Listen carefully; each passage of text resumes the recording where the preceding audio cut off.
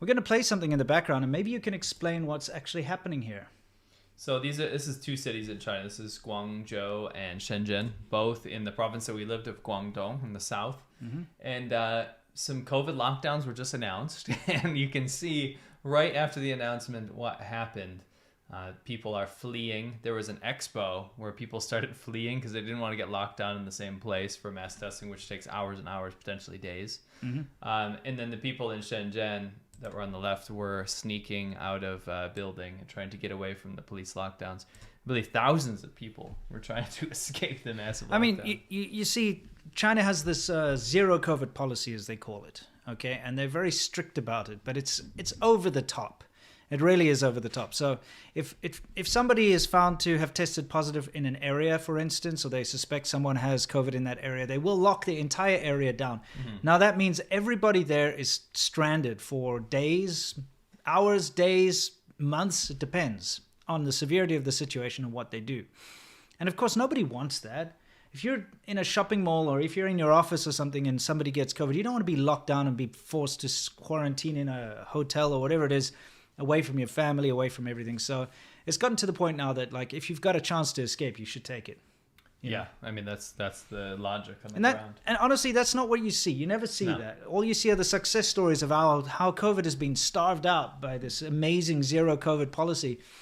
And we, for instance, living in the West, take our freedom for granted. I know that it varies in degrees where you live, but for the most part, you won't be in a situation where you're just out shopping or you're out and you go to work or something, and then the next minute you can't come back home to see your family for an indeterminate amount of time because somebody near you had COVID, you know? Yes. Yeah, the lockdowns in China are not as clinical and as smooth and as effective as you may think.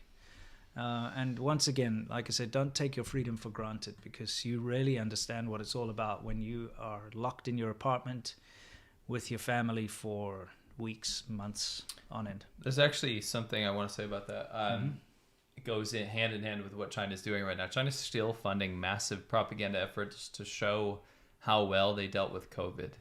And it's something that people in a lot of the world just don't even care about anymore. Yeah. But they're so stuck on it because it's such a part of people's lives in China at the moment because it hasn't really changed. They made this fantasy that life got back to normal and everything was fine. But then they went back into lockdowns and stuff because they have that, like you said, the zero COVID policy. Whatever you think about that, it doesn't matter. The reality is that Chinese people are super tired of it. So they have to keep justifying it to Chinese people on the ground in China and then also abroad to say, oh, look at all the people that died in your country. They ended up buying all of the propaganda that they were selling. So when they said all these people are dying and all this stuff, yeah, it was that COVID was absolutely devastating. Yeah. But the whole point of that is people know that. It's not some hidden secret. Everyone knows the numbers. They know what the transparent numbers that came out of actual countries that documented it properly, like the U.S. Sure. And what happened was China said, well, we didn't have any of these deaths, right? Which is absolute bullshit, right? So they had this propaganda campaign to say, look at how well we're dealing with it. Look at how bad your country is. And they're still stuck in that mindset that it's absolutely ravaging everywhere except for China because that's the propaganda that they promoted. So they keep putting out these very heavily funded like documentaries, all this kind of stuff, which we'll cover at some point. Yeah, we're going to cover that soon. When a lot of people most people don't even care. Yeah. You know. I mean, we could really just, we could dwell on the subject, but it's unnecessary. Yeah. Basically, most of us who know people who caught COVID, I personally don't know anyone who died from it myself, but I do know people who caught it, quite a few people who caught COVID.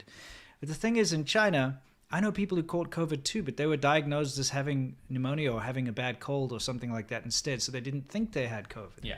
Correct. You know? It's just a different way of spinning a story, so...